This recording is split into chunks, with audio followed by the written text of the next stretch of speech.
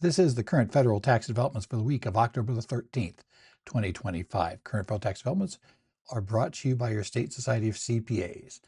Let's talk this week about some things that have gone on. First, I'm going to talk about the updated SIFL rates. If you have non-commercial airline flight compensation, we'll talk about that.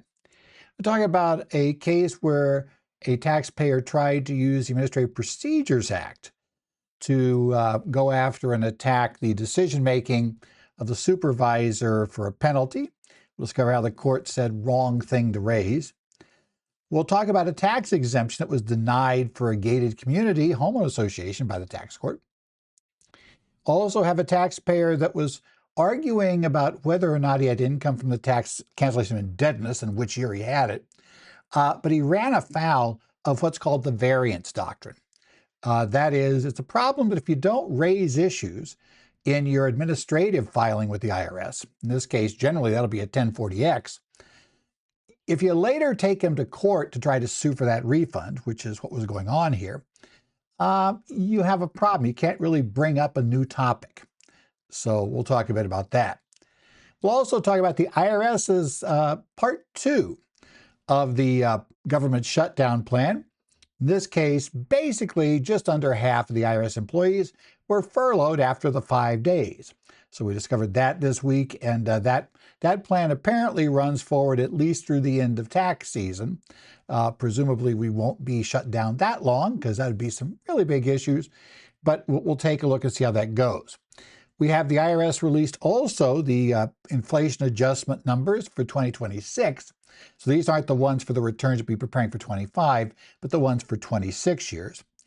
We'll talk about accounting method failures and reconstruction of income, a rather fact-based case, and also a concrete injury requirement, a taxpayer suing an ERTC advisor who they thought gave them bum advice.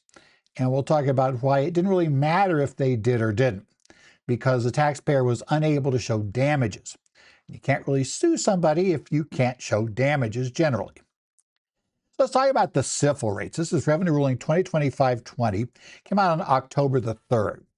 Now, this guidance deals with non-commercial employer-provided flights. Your company owns an aircraft, and employees are on the plane, maybe tagging along to go places. So this gives updated, because every 6 months it gets updated, the terminal charge and the standard industry fare level mileage rates. So these are used for valuing that non-commercial flights on employer-provided aircraft, the employees coming along, how much of that is compensation. The rates are used to calculate the value of the flight, which of course is a taxable fringe benefits under Section 61.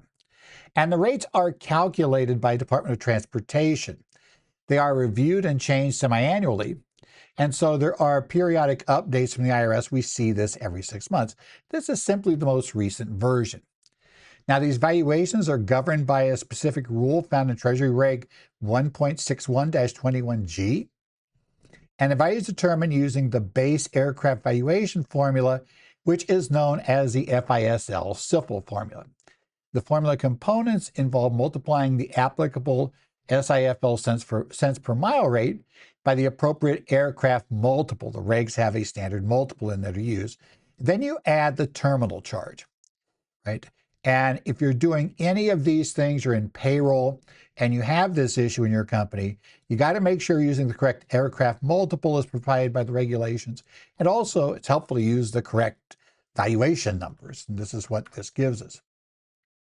Now, this ruling will cover flights taken in the second half of 25. So these are effective for the period from July 1st of 25 through December 31st of 25. The terminal charge for that period will be $53.62. And the SIFL mileage rates up to 500 miles will be 29.33 cents per mile. 501 to 1,500 miles, it'll be 22.37 cents per mile. And over 1,500 miles, it'll be $21.50 per mile in the structure that we're going to be working with. Now, compliance, you want to make sure processes are in place for that semi-annual review and implementing the updated SIFL rates. You want to verify you're using the proper aircraft multiple under Reg 1.612 on G7. is applied for the accurate valuation from the regs, these are obviously only apply to non-commercial flights provided by employers. And there is a contact information if you get the download the materials, or if you're watching here on the video, you would see on the screen a contact information for an employee at the Office of the Associate Chief Counsel, Employee Benefits, Exempt Orgs, and Employment Taxes. I'm just not sure Kathleen is actually answering the phone right now. That's a different issue.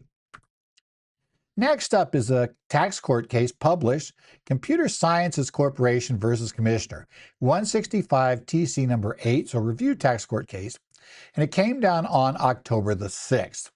Now, in this case, the taxpayer got a little creative in trying to apply the Administrative Procedures Act.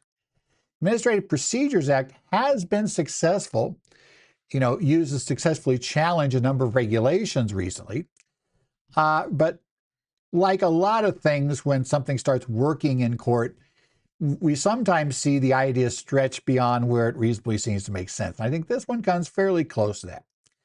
This case involved a substantial understatement penalty. It related to a complex $651.2 million capital loss realized from a basically structure called Project Trinity.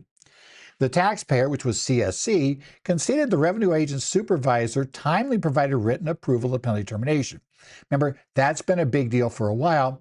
The law requires, and we've gone through various rulings and courts of appeal, have not necessarily agreed with the IRS about what constitutes timely approval, but that's not the fight here, right? However, CSC argued the approval was invalid under the Administrative Procedures Act. And that's an act that generally outlines how the IRS or other organizations, other government agencies go about issuing final rules, basically regulations, right? But they said it should apply to this as well. It asserted that reasoned decision-making was required beyond a timely written signature. And the reasoned decision-making is effectively part of the APA for issuing a regulation. And CSC contended the supervisor failed to consider the reasonable basis defense that was predicated on a disclosure they made on the wrong form, 8886. But they said, hey, you guys knew this was there, even though we didn't actually do a reasonable basis on 8275 as well. Okay, now, IRC section 6751B1 requires the initial determination to assert a penalty must be personally approved in writing by the agent's immediate supervisor. Now, the tax court reiterated in its opinion its refusal to impose a subtext demonstrating the depth or comprehensiveness of the review of the supervisor. The question is, did the supervisor approve the penalty, not how much time the supervisor spent approving the penalty. So supervisor approval is timely if it's secured before the assessment of the penalty or before the supervisor loses discretion over the penalty, which is a view adopted by several appellate courts, not necessarily all, right? We have a little difference here. And this approval was, under this rule, timely secured before the IRS formally communicated its intention to assert the penalty via the 30-day letter. So bottom line, the time is not an issue, and CSC is not charging it. Now, they're going to reject the application of the Administrative Procedures Act entirely. In fact, the tax court said there are 4 separate reasons why it just doesn't apply here. Number 1, the court says, under the law, the deficiency proceeding rules of the code found in 6751B1, right, govern, and that tells that there'll be a review of compliance as necessary to determine penalties, making it part of a deficiency case governed by the code.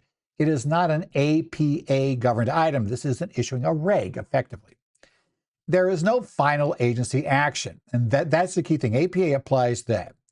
A supervisor's penalty approval is merely an intermediate step, right, and does not constitute the final agency action that would be reviewable, assuming this was the type of thing that was, under Title V, United States Code 704, the Administrative Procedures Act.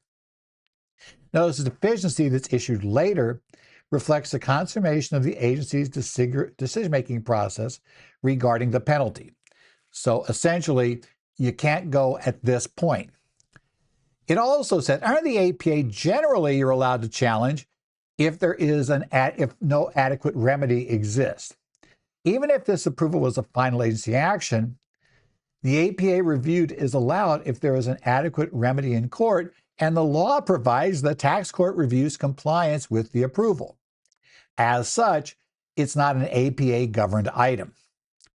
And also said, they're going to say, if we, for argument purposes, we're going to go ahead and accept that somehow there is an APA-imposed requirement there be reasoned decision-making applied to this step, the supervisor did not abuse discretion by following Regulation 1.6662-41F, which requires the disclosure for reasonable basis defense being made on Form 8275 or 8275R. You can't put it somewhere else.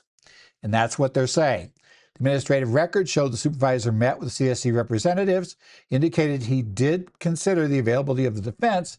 You just fouled up and didn't follow the regulation and disclose this in the manner you're required to disclose it.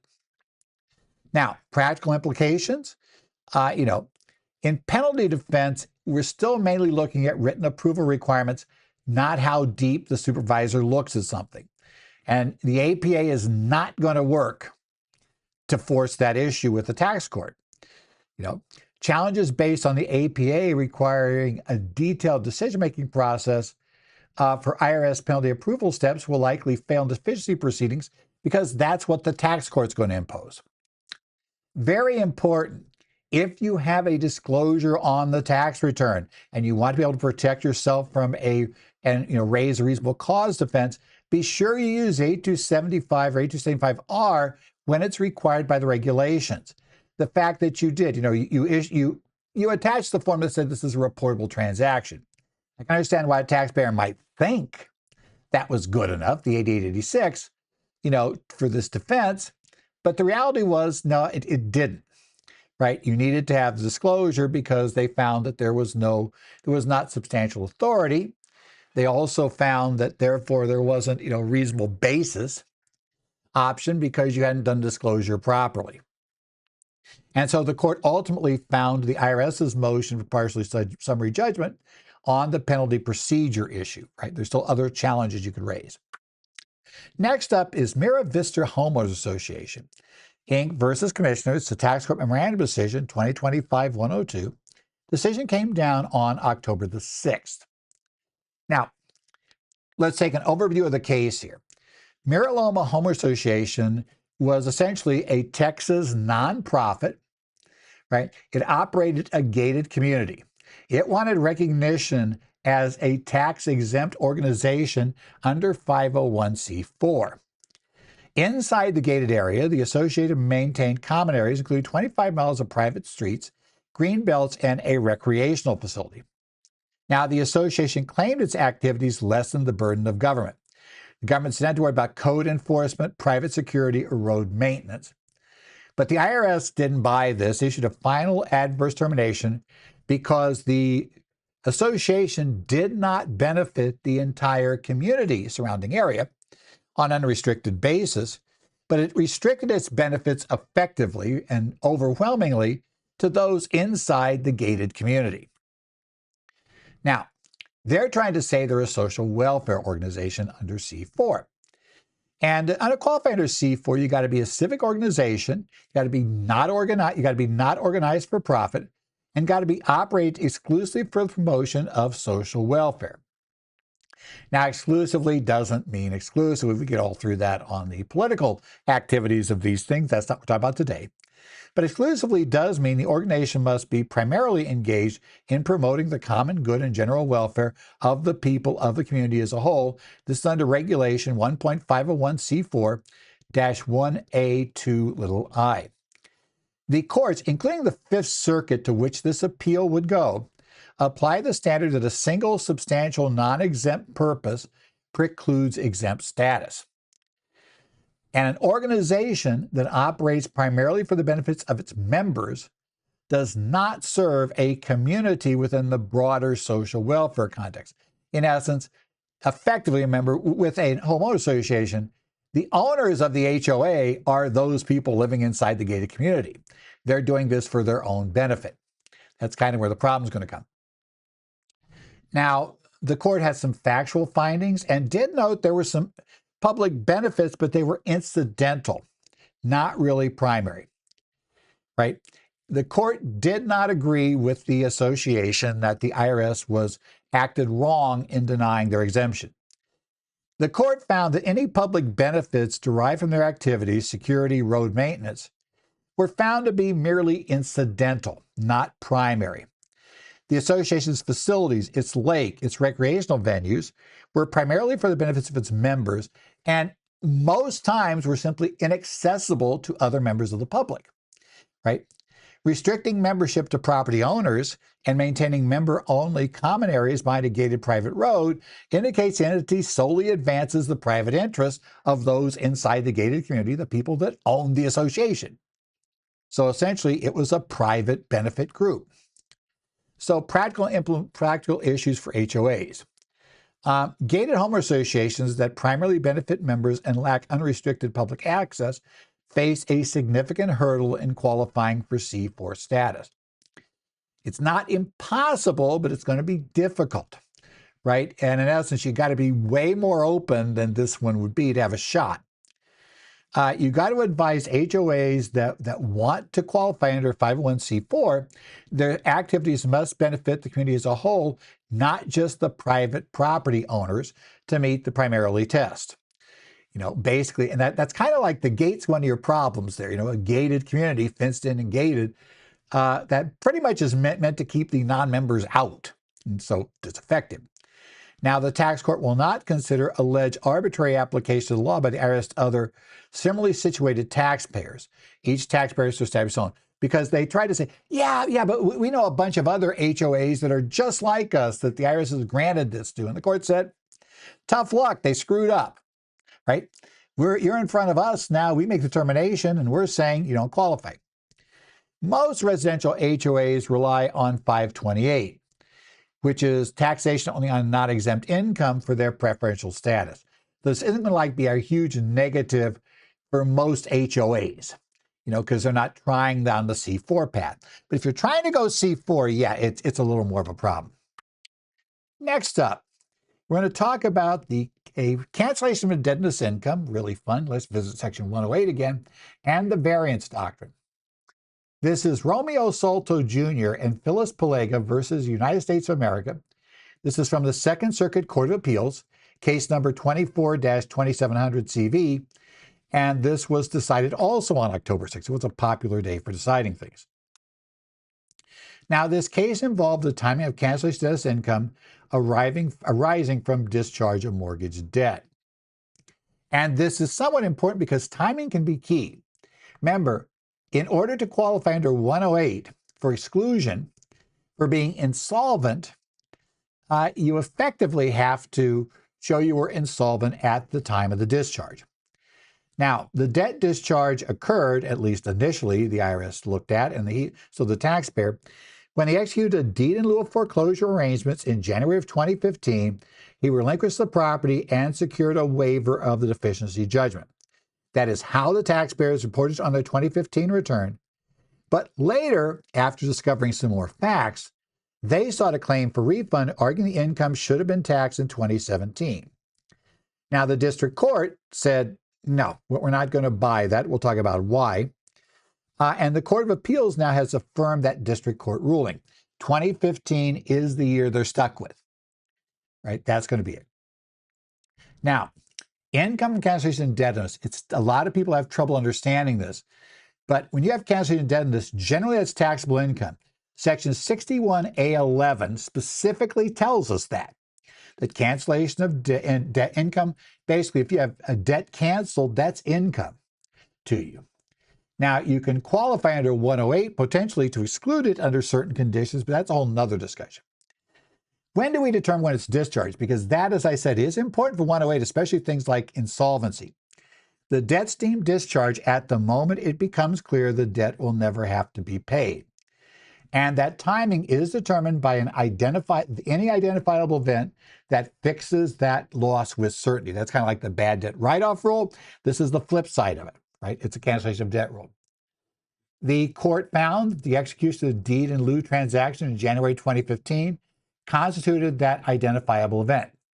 as the property was accepted in full satisfaction of the event, fixing the cancellation of income, cancellation of debt income recognition in 2015. Okay. Cancellation-of-Indebtedness, I should say. Now, on appeal, the taxpayers argued for the first time that the January 15 relocation agreement was unenforceable during 2015. Now, the court said this argument is barred by the doctrine of variance. The variance rules, when you're talking about a refund suit, requires a taxpayer must advance in the administrative proceeding any contention it wishes to pursue in court. Remember, if you're going to sue the IRS for a refund, in order to be allowed to do that, you have to first file your administrative claim asking for the money from the IRS. You have to give the reasons why you're asking for it. The IRS considers that and decides whether to pay it out or whether to disallow it, at which point then you can go to court. You have to go to court within 2 years after that point. You also go to court 6 months after you file the administrative claim if the IRS hasn't acted. So you have those issues. Now, the problem is the variance rules require that you got to advance every argument in that administrative proceeding. And the purpose is to prevent surprise. I mean, the whole purpose of having to file your claim with refund for the IRS first is to give the IRS notice of the claim and allow them to decide to have all of this handled without having to go to court. That's the point of that route. When you play hide the ball from the IRS, kind of ignore it and don't let them know all the reasons you're going to argue in court, yeah, they can't really make the decision. It's also not necessarily the smartest rule. It's just like paying your attorney to go that route. Now, the taxpayers conceded that they had not raised the validity or enforceability of the relocation agreement in their administrative refund.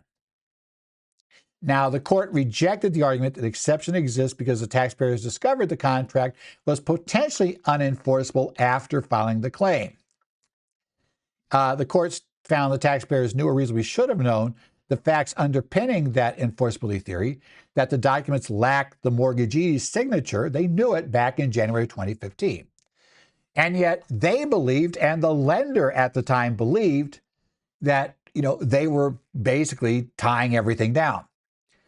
So, the vital caution here is if you are going to do a claim for refund, make sure you've investigated every possible option for claiming it. And especially if your client, it's big enough your client's going to consider going to court.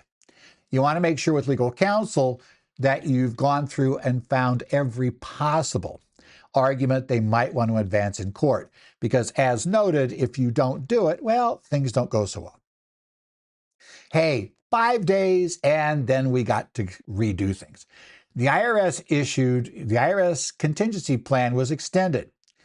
So we're going to take a look at what's going to happen to tax practice and filing season preparedness. This is the updated IRS fiscal year 2026 lapse and appropriation contingency plan that took effect on October the 8th. Remember, the first plan we talked about last week only said it would work, only said, it was committed for 5 days. So what did the IRS do after the 5th day? So this covers a lapse that starts on October 8th and continues potentially all the way through April 30th, 26. That is theoretically the next time they would come up with a new plan. Hopefully they don't need to go that far. Now, this plan still uses exceptions in the Anti-Deficiency Act, including activities supported by non-expiring funds and those necessary to protect government property. 39,870 employees, or 53.6% of the total workforce that was there. Remember, we've had to cut back about 20% before we got started with this. Are essentially designated as exempt and will be retained. Not all will be paid. Retained related activities fall into Category A1 from non-expiring funds, Category A3 implied duties, and Category B to safeguard human life and government property.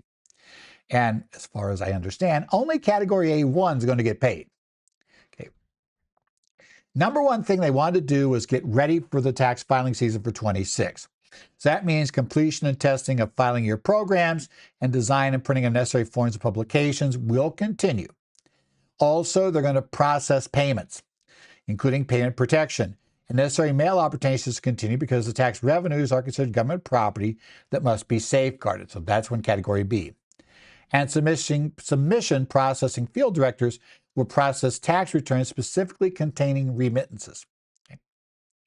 Now, implementation work related to legislative changes such as, the OB3, Public Law 11921, are going to be sustained by the accepted personnel. The idea is to get that going, get guidance out on this. This includes developing the guidance, updating the tax forms, and conducting review actions for energy credits via the ECO portal. The activities necessary for protection of statute expiration, bankruptcy liens, and seizures will continue under Category B. In essence, the IRS is going to make sure they don't lose legal protection. And Chief Counsel staff are expected to manage pending litigation that requires time-sensitive filing of motions, briefs, and pleadings, assuming courts remain open, because remember, the courts are a separate issue. And we'll have to see how that goes. There are a number of non-accepted services, though, that are being terminated. So some of those are going to cease, include responding to taxpayers' questions via call sites outside of filing season, processing non-disaster relief transcripts. You want a manual process of transcript? Not going to happen, right? That's how it's going to go. Or providing legal counsel regarding non-accepted activities. The IRS.gov website will maintain operation with staff retained to publish web content for information distribution, and the Income Verification Express Service, IVES, and RAIVS photocopy programs will continue, supported by non-expiring funds. Yeah, I don't want to really screw up the mortgage market. We'll phrase it that way. How about CPA EA support functions? The Tax Return Preparer Office retains a very limited staff, exactly 8 people, right, to support contract systems that serve over 800,000 tax professionals. The Taxpayer Advocate Service is down to 93 positions. My understanding is the taxpayer advocates in the offices primarily focus on monitoring and ensuring the process of cases where a statute or statute extension is expiring. Taxpayer Advocate Service staff are also retained to screen mail for incoming requests for taxpayer assistance orders, but again, classify them out. And Accounts Management retained personnel to provide additional support for centralized authorization file and employee identification number programs. But anyway, it's going to be a little bit different IRS you're going to deal with for a while, at least until this gets solved. And again, remember last time they really shut down, it went for over a month. So we still may have quite a bit of time left in this shutdown. Next up, we got our 2026 inflation adjustments. So Revenue Procedure 2025-32 came out on October 9th of 25. Now, the Revenue Procedure sets forth inflation-adjusted amounts that pertinent to the 2026 tax year. It does incorporate its changes made by Public Law 11921 OBRA, which amended prior guidance. And remember, that made the existing 7 individual income tax rates permanent. The other thing is, because it resets some numbers and then have you inflation adjust after that, things like the amount that you can transfer on death, what will go to $15 million, the unified credit for someone dying next year, that's not in here this year because that's not an inflation adjusted number this year. That's just what the statute set it at. Let's talk about some things that were inflation adjusted. Standard deductions are going to be up to $32,200 for married and filing joint and surviving spouses. For single individuals, $16,001, and for unmarried head of household, $24,150. The maximum zero capital gains rate for married filing joint will go to $98,900, and the maximum 15% capital gains rate will go all the way up to $613,007. And the highest marginal rate for married filing joint will start at $768,700. And again, adjusted, it's in the printed document. If you go download that from the website, we'll have all of the rate tables and stuff. These are just some of the keys. Again, we're doing mainly joint returns for these numbers, but the AMT exemption for a joint return will become $140,200. The AMT threshold phase out will begin at $1 million. The Section 179 maximum expense begins at $2,560,000. That's maximum expense, and the phase out threshold will begin at $4,090,000 of acquired property. The QBI deduction threshold for a married filing joint taxpayer will be at $403,500, and it will complete the phase out at $553,500. Remember, we're getting a longer stretch period. So keep that in mind. That actually takes effect this year, that is next year it takes effect. I got to get that right. The child tax credit maximum amount will be $2,200. The child tax credit refundable portion will have the amount used for termination will be $1,700. The earned income credit disallowance threshold, aggregate investment income exceeding $12,200, will kick you out. The adoption credit exclusion, maximum amount of $17,670. The adoption credit phase out begins at modified adjusted gross income exceeding $265,080. Now, compliance and estate and gift updates. As I said, the $15 million is not in here because it's just, that's our new starting point. That's the starting point in 26. It'll be inflation adjusted in 27. The annual gift exclusion, though, is still subject to an adjustment. It'll be $19,000 next year. Some penalties here. Failure to file a tax return minimum penalty for 2027 will be the lesser of $535 or 100% of the tax shown. Information return failure penalty will be for under 6721 and 6722 for 2027 filing years. Those filed in 27 for 26 will be the return statement penalty of $340 apiece. Tax return due diligence penalty under 6695 and in the 27 filing year will rise $665 per failure. And the attorney fee awards limitation under 7430 for calendar year 26 will be $260 per hour. Again, inside of the revenue procedure, there is all of this information, so you can go look at it there. Next up, let's talk about another tax court case on October 9th, Tax Court Decision 2025-105, which is the case of Armand Gabrian and a whole bunch of others versus Commissioner of Internal Revenue. This has to deal with accounting method failures. This guy was doing interesting accounting, had an accountant doing some really interesting accounting, and the IRS use of income reconstruction. In this case, a corporate taxpayer, Lakeview Hospice Care, used the accrual method, but had wholly inadequate record keeping. It claimed to be accrual, but it had lots of issues, right? It includes unusual journal entry reversals and failure to properly debit accounts receivable. And I mean, the records were just so bad, nobody could figure out how to get them to anywhere. So the IRS properly used a bank deposit analysis to reconstruct corporate and individual income. That analysis sought to impose additional corporate income of $72,829 for 2015, $110,016 for 2016, as well as additional income for the individual taxpayer. When the records are inadequate, 446B allows the commissioner to determine income using a reasonable method. And the crucial step for accrual taxpayers analyzed using a cash basis method, bank deposits, is the accrual conversion feature. That requires calculating differences in accounts payable and accounts receivable to avoid overstating or understating income, right? And the court found the revenue agent did that. We all know, right? Everybody except, I found years ago that people that worked only in really large firms seem to not understand this. But basically, you can take cash financials and you can adjust them to accrual by looking at beginning and ending balance sheet. Right?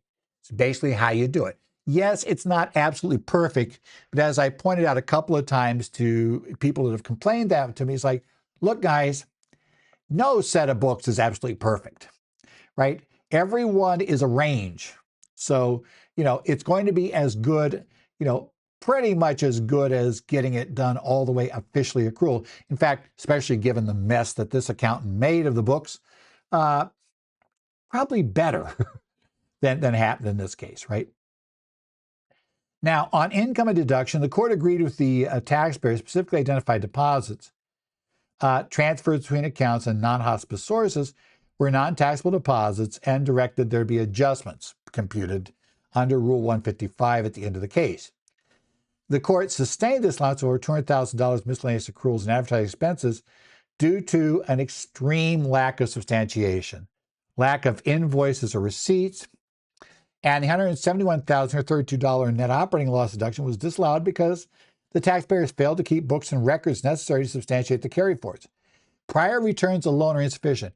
This is something you have to hammer home on NOLs. You got to be able to back up the NOL number. You can't just say, well, that's what I carried from last year. Great. Was last year right? But that's closed, right? No, that was like 5 years ago where this loss came from. No, it's not closed for that because it impacts the tax for the current year. So yes, they can force you to go back 20 years if that has an impact on the carryover and bring everything forward. So understand that with NOLs, it's not good enough just to keep copies of the returns. You got to have records to back that up. Now, on penalty relief, the taxpayer did a bit better here, right? The IRS was looking for accuracy-related penalties under 6662. But the corporation successfully asserted the reasonable cause and good faith defense. And the court went this way because of evidence that the Garabayans relied on two accounting professionals, and one of whom was responsible for what the court referred to as bizarre ledger entries, right? So despite the court criticizing sufficient bookkeeping, that's not good enough to set your income. The court found reliance and effort to manage the complexity of the hospice pass-through billing met the burden of showing good faith. Lakeview was not liable for these penalties. Still had tax, wasn't liable for the penalties. Finally, we're going to take a look here at a case involving an ERTC consultant, and not one of whether or not the person, whether or not, the IRS is not disallowing something. It's not that the that the IRS is examining. It's that it's a little different how we get here. But the problem we're going to find here is a requirement when you're going to sue somebody for damages in federal court. You have to show a concrete injury.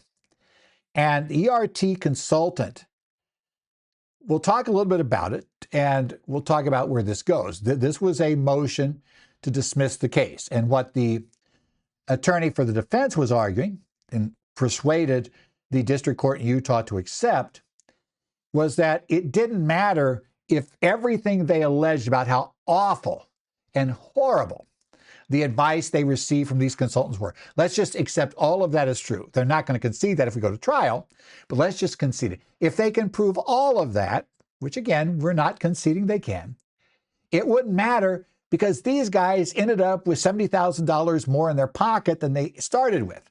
There's no damage to remedy here.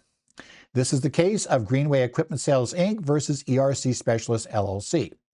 Again, District Court from Utah, U.S. District Court in Utah, case number 2:24-CV773. And this case came down on October the 8th of 2025. Now, this is litigation. They are suing the consultant because they felt that the consultant essentially gave them bum advice. Basically was just, effectively they're arguing, well, they were operating just as a pure mill, right? They weren't really providing the services they claimed. They weren't at least living up to the quality they should have. Okay. So the taxpayer, Greenway, sued its consultants, which is ERCS, after receiving $729,567 in credits based on what they allege was faulty qualification advice. Now, as we all know, during the period where the IRS is throwing money out left and right, there clearly are some claims that were sustained that, weren't really good. In fact, I remember just before the program we're going to talk about here, I remember sitting through a House Ways and Means Committee, basically the Oversight Committee, subcommittee, hearing on how bad the ERC was. And, you don't think you see people on both sides of the aisle agreeing all the time in Congress. But in this case, everybody was piling on ERC consultants, not these consultants, but, on those who were out there doing consulting work in this. There were a whole bunch of abusive ones. In fact, one congresswoman pointed out that she had gotten 2 calls on her way to the Capitol from somebody trying to sell her on having her business that had been out of business for 10 years apply for ERC credits. And that they qualify. Doesn't matter, you weren't in business. It's like, so it was the wrong person to talk to, but that's another mess. Greenway subsequently determined it did not qualify. So it had received $729,000 in credits. It got cold feet, and it brought in another consultant. And that consultant reviewed in depth their revenues, the orders that applied to them, the effect of those orders, and they told them that they believed they really didn't qualify, and certainly not for all the quarters that they had applied for it. And so because of that, they participate in the IRS's Voluntary Disclosure Program, the VDP. Now, you remember the VDP, the first version. This is like the first version of it. And that program allowed you to give back your money. But you didn't give back at all. You gave back 80% of what you got. So they essentially got to keep over $140,000. They would not be charged interest nor penalties on the money they paid back in. And they get to keep the interest that had been paid on the claim. So it was a pretty good deal. The reason why they only paid back 80% was because a lot of the consultants were doing contingent fee arrangements. And those fees often got up into the 20% range. So essentially, if somebody realized I got hoodwinked, let's say that's what they believe, and they wanted to give back the $800,000 that they'd received, well, they couldn't because $160,000 of that was in the hands of the consultants who weren't going to give it back, right? They said, look, you got paid it. Nobody's coming after you for the money right now. We're not giving you that money back. So in order to encourage voluntary, return of funds, they decided to make it possible by just requiring to return the funds they actually received, got the benefit of. But it wasn't really limited that way. Just simply use a flat 20%. You didn't have to limit it to what you had paid. Now, in this case, Greenway, had paid an upfront fee of 10% to the consultants. That's also been unusual as upfront. Now, the upfront fee, as we'll discover, said that if the IRS denied the claim, never paid it out, that they would refund the 10%. But once the IRS paid the claim, that was it. There were no refunds from that point, even if the IRS came back later and took it back. Now, as you note, the math is pretty straightforward here. If they were charged $73,000, right, just about $73,000 to file the claim, and they effectively netted, therefore, $73,000 when they paid back 80%, because, 73, so basically they and the consultants split the 20 effectively. They said, look, the taxpayer lacks Article 3 standing. They cannot show an injury that the court can compensate. They weren't injured. They're ahead. They're better off because they went this route. Okay? So you can't really sue. And that's true even if it's wildly, let's say absolutely, they could prove without a question, which again, we're not saying they can, but we're going to assume that for purposes of dismissing the complaint. Let's assume they can prove everything they're alleging about just how bad and low quality, this qualification advice was. It was faulty and totally wrong. If you're not damaged, you don't really have any way to go to court to sue. Okay. So in order to establish standing, the plaintiff's got to prove the injury is concrete, particularized, and actual or imminent. Basically, you got to be able to show three things. That you incurred damages, somehow you were damaged, and money is a way a lot of times damages are going to be sold. There has to be something to be fixed. You have to show that the party you're suing caused you to suffer those damages, and you've got to show that there would be a way to remedy the situation to make you whole that the court could do. Now, in this case, Greenway repaid 80% of the credit, retained $145,931, and paid a $72,965.70 fee to ERCS, resulting in retaining positive financial outcome of $72,965. There's no damages, they're negative damages, right? They're better off. The court concluded that because the employer was net positive throughout the process, the retention of the fee by the consultant was not a financial injury. If anything, it was U.S. government being injured, right? In essence, by having this fee. The contract actually did anticipate subsequent disqualification. And they signed a contract that said, while they had to refund the money if you weren't paid, if the IRS disallowed your claim, If the IRS later came back and took back the money, they didn't have to pay it back. They signed an agreement that said that. Okay, maybe they didn't read the agreement. Maybe they weren't aware. But, doing something dumb, we're talking about a $800,000 claim, or 700, should say, talking about basically a $730,000 claim, refund claim. You might think it makes sense to hire legal counsel and have them review the contract before you sign it with this consultant to do that. Okay. Now, what they said was, okay, they agreed that they basically got this, what they paid back was only 80%, and the consultant only took 10%. So they agreed on paper there, they were ahead of the game, right? They just paid it back, they're ahead of the game.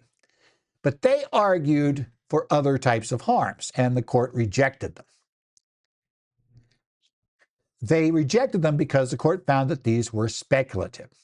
Now, the employer claimed injury based on the fear of future IRS reassessment or penalties. In essence, they were fearful, and they had to go through all this fear and suffering because, they had been given this bum advice, and they had to go out and hire this other group to study it and pay it back. And, they should never have been subject to that stress. Had they not done any of this, they wouldn't have been stressed. They'd have $70,000, but they wouldn't have been stressed. That's there.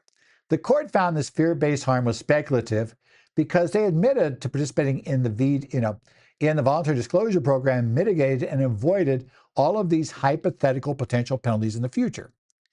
They were out of it. The only thing you were open for there was potential criminal charges, in which case you were supposed to be booted from the program. So essentially, once they were accepted and paid in, all of these speculative harms were gone. The IRS was never going to examine them and take back the money. The IRS was never going to penalize them or charge them the interest. The court said harms merely potential or speculative is insufficient to establish standing. And again, it's Article 3 of the Constitution trying to go under. And they said, but what about hiring the consulting fees and the legal counsel to pursue the case? We brought all these people in to, advise us. And the court said, costs incurred to bring the lawsuit, the consulting fees and legal counsel cannot themselves be used to manufacture standing. Maybe a weird thing if, we didn't lose money, but because we hired this attorney, we're going to pay, now suddenly we're out the money. It's like, you shouldn't have hired the attorney. That sort of thing. You probably shouldn't have pursued collection. And as we said, you could have just paid back the money. The outside consultant, I think the argument there too is very simple. You should have hired this other consultant to advise you to start with, but you would have paid them for that too. So it's not as if you're really damaged by any of that. So what's the implication for disputes in this case? And when you have consulting or tax advice, the tax advice disputes, obviously you've got to be able to show a true monetary loss or imminent non-speculative harm that the taxpayer faced. In this case, you use the voluntary disclosure program essentially precludes subsequent litigation against a consultant if the taxpayer retains a net financial benefit after accounting for the fees and the repayments that are involved. So bottom line, if the consultants in this case had charged a 30% fee, then they would have probably had a case. That's damages, right? They had to pay back 80%, but the consultants got a fee of 30. There's damages there, right? Now we could go and if they really gave bum advice, then yes, there'd be damages in that case.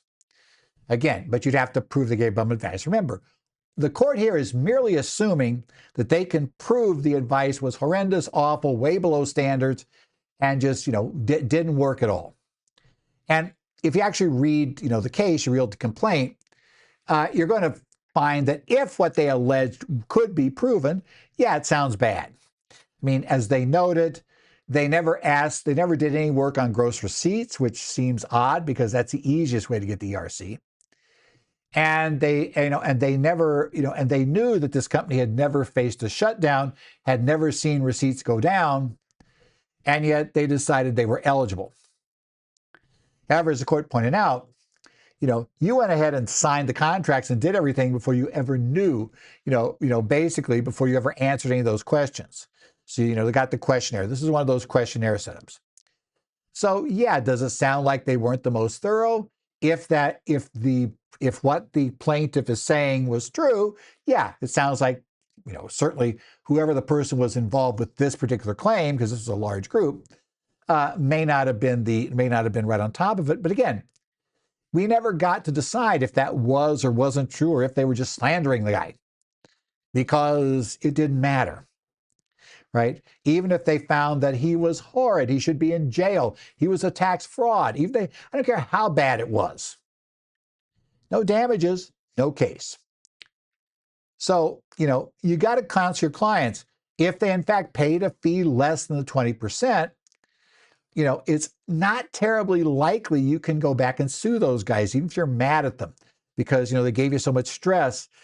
I go talk to counsel, but certainly I would say we all know the problem is going to be showing damages here. Can you show actual damages, right? Not just speculative, because as I said, the voluntary disclosure program essentially got rid of all the issues. And that was, a very different structure than if you had not had that option, you hadn't gone into that voluntarily. Because ultimately, I'm sure the consultants would also noted that, and the court pointed out, they had never been threatened by the service, because if they had been, they couldn't be in this program. The service hadn't notified them they were being examined, hadn't indicated a problem yet. Now, I understand you can't be in VDP under that program if they had, but, that was pure and simple. It's like, so, the supposed fear was, was one that may have been correct.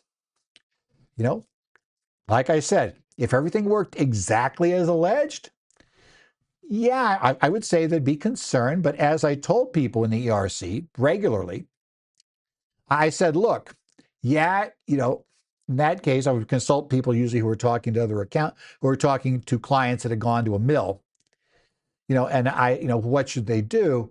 And it's like, well, here's what you tell them. Like I said, bottom line, if you've looked at it, you don't see they qualify, you say, I don't think you qualify. I would recommend that you amend. You can do voluntary disclosure, get out of the program. That's an option. It would solve a problem, because then the service can't show up.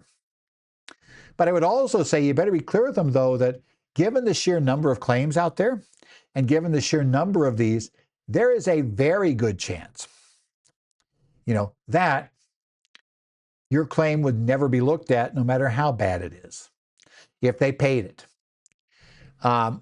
Now, I realize during part of this, Congress was threatening, to extend the statute and do other things that would have put it at more risk. So I understand the back and forth there, but that never passed. Reality is, a lot of statutes have now closed.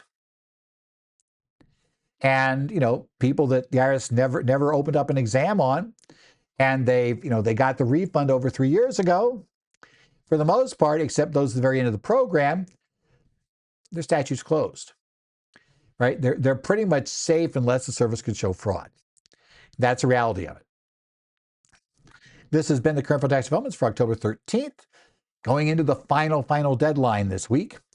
As always, my email address, edzollers@currentfortaxdevelopments.com. You have a couple quick questions.